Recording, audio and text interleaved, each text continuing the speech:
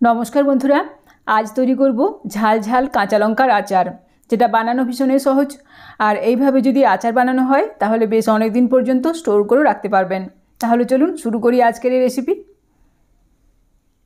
কাঁচা লঙ্কার আচার তৈরি করার জন্য আমি এখানে নিয়েছি বেশ কিছুটা পরিমাণে কাঁচা লঙ্কা।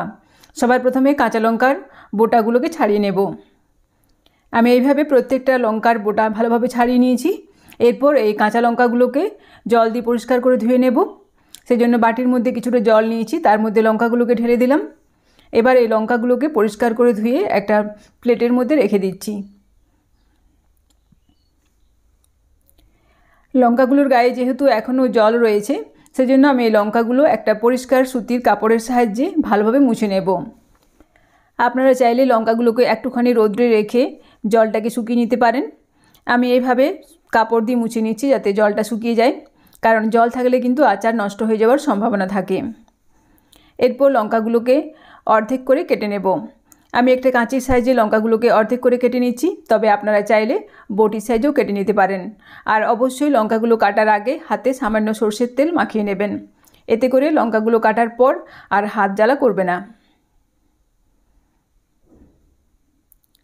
আমি এইভাবে সমস্ত লঙ্কাগুলোকে অর্ধেক টুকরো করে কেটে নিচ্ছি।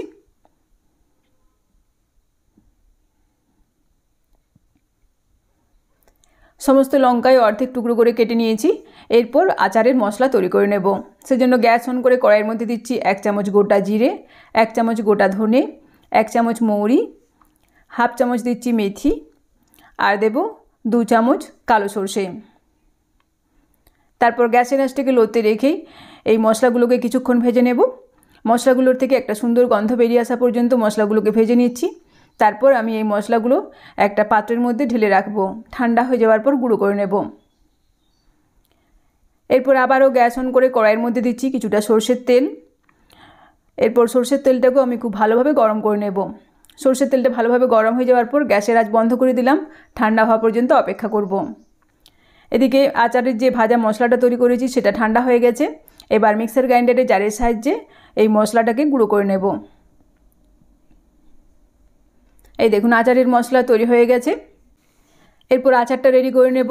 সেজন্য কেটে রাখা লঙ্কার মধ্যে দিচ্ছি বেশ খানিকটা পরিমাণে লবণ, হাফ চামচ হলুদের গুঁড়ো, হাফ চামচ কাশ্মীরি লাল লঙ্কার গুঁড়ো, হাফ চামচ দিচ্ছি বিট লবণ, 1/4 চা চামচ হিং, হাফ চামচ কালো জিরে আর দিচ্ছি 15 থেকে 20টা রসুনের কোয়া অর্ধেক করে কেটে রেখেছিলাম, সেটাও দিলাম।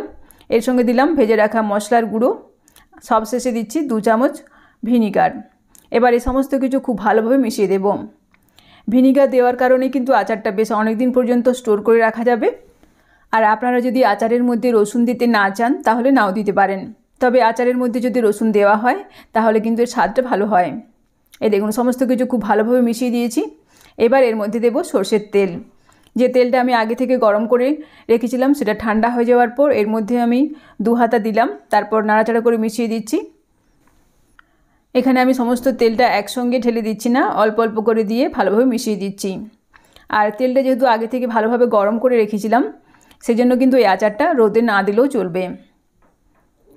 এই দেখুন সমস্ত কিছু খুব ভালোভাবে মিশিয়ে দিয়েছি। এরপর এই লঙ্কার আচার একটা কাঁচের বয়ামের মধ্যে ঢেলে দিচ্ছি।